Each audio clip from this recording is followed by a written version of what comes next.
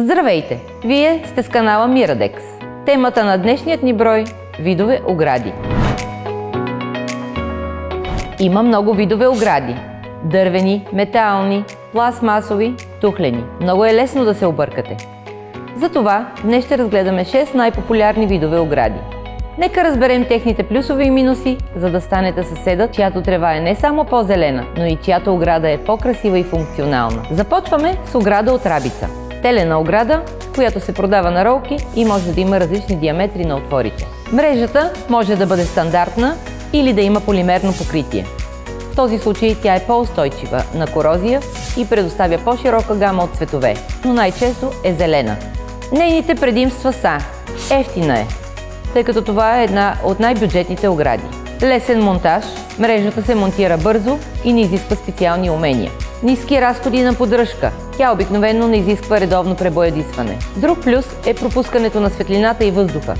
Това е много важно за растенията. Недостатъците на такива огради са: ограничен дизайн, ниско ниво на защита от шум и прах.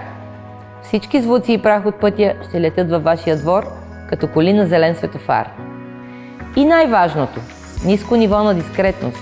Ако не посадите зеленина покрай оградата, ще бъдете на показ за любопитните очи. Следващия тип огради са дървени огради. Дървените огради могат да имат различни конфигурации. Това може да бъде масивна дървена ограда, ограда от дъски, греди или летви. Такива огради имат редица предимства. Дискретност. Такава ограда може да ви скрие малко или много, в зависимост от избраната конфигурация.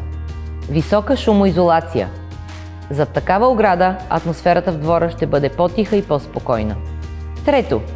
Естествен външен вид.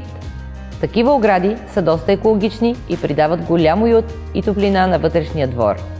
Що се отнася до недостатъците, дървените огради също ги имат. Първото са разходите за поддръжка. За да може дървената ограда да ви служи дълго време и да изглежда представително, ще трябва постоянно да се грижите за нея. Трябва да нанасите защита срещу влага и насекоми. Нужно е редовно боядисване. Уязвимост към метеорологичните условия. Тяхната дългосрочна здравина може да бъде значително повлияна от различни фактори. Слънчева светлина може да причини избледняване, напукване и съхване на дървото. Дървото не понася влажността. С течение на времето може да причини подуване, деформация или образуване на мухъл. Това може да се избегне само чрез избор на много висококачествена дървесина и осигуряване на редовна поддръжка. Разрушава горите и нарушава екосистемата. И не на последно място, високата им себестойност. Следващите са огради от ПВЦ или винил. Техните предимства са сравнително ниска цена, лесни за монтаж и лесни за поддръжка. Недостатъците на този тип ограда са средно ниво на здравина. Те могат да бъдат повредени от силен удар, ниска екологичност на продукта, уязвимост към времето. От температурните разлики те ще се променят и може да се разширят и свият. С течение на времето това може да причини деформация. Огради от камък и тухла. Предимствата на тези огради са високо ниво на дискретност. Ако е построена достатъчно високо, този тип ограда може да осигури отлично уединение. Минимални разходи за поддръжка. Каменните и тухлени огради могат да издържат десетилетия. Отлична шумоизолация. Тежките материали поемат добре звука. Колкото и да са добри тези огради, те също имат редица недостатъци. Трудоемко за изработване и поставяне. Висока цена. Създават сянка, което не е много добре за растенията. И металната ограда завършва нашият обзор. Според нас това е един от най-добрите варианти по отношение на цена, качество и визия. Те могат да бъдат различни варианти. Принципа на штори или огради от метални профили. Предимствата на металната ограда са различни варианти на дискретност, здравина. Висококачествените метални огради не корозират и запазват цвета си с десетилетия. Ниски разходи за поддръжка, устойчивост на температурни промени. Издръжливост.